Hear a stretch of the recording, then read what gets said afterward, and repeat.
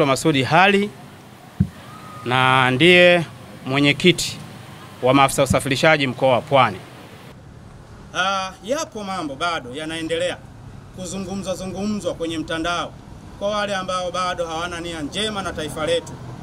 Bado wanataka kuendelea kutishia amani ya taifa letu ambayo wazee wetu, waasisi wetu walipambania na kuitunza kwa muda mrefu sana.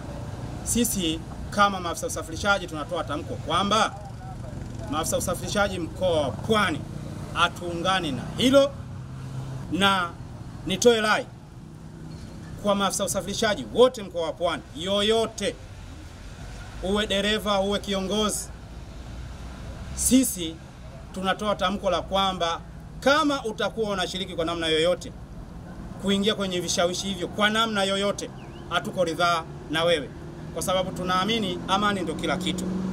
Kwa majina naitwa Mwenchande Jumane Mungi, katibu wa chama cha wamiliki na wasafirishaji mkoa wa Pwani. Kundi letu linaonekana ni kundi ambalo tunashiriki kwenye sehemu nyingi.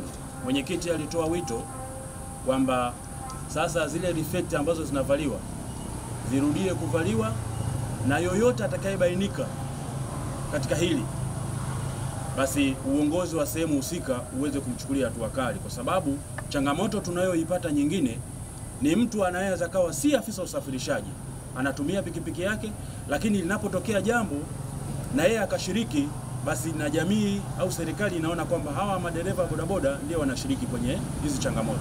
Bodaboda yoyote atakaye shiriki kwenye kuvunja uvunjifu wa amani kwenye taifa hili, basi uongozi husika wa sehemu husika kwenye wilaya zote 9 za mkoa wa Pwani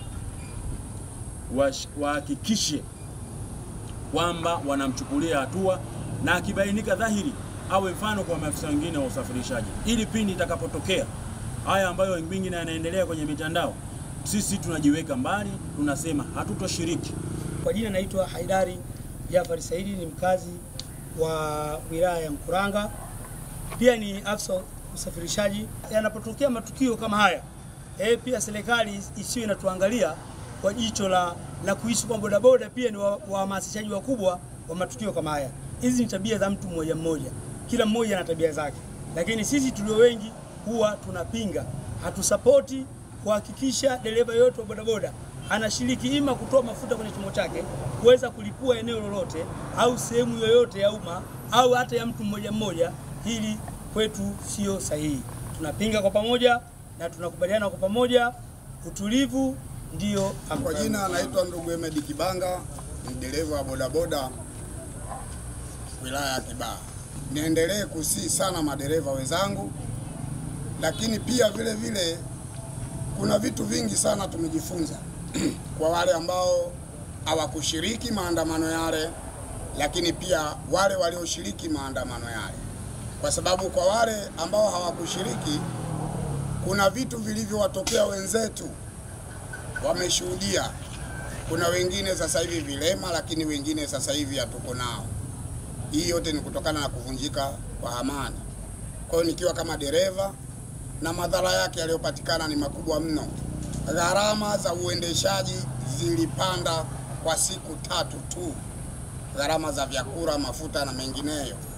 Sasa kwa sababu iwe fundisho, basi mimi ningeomba hata serikali sasa kupitia vurugu zile, naamini serikali pia imejifunza kitu. Kwa hiyo naomba serikali ikae imara kuhakikisha kwamba amani ya taifa hili haitetereki.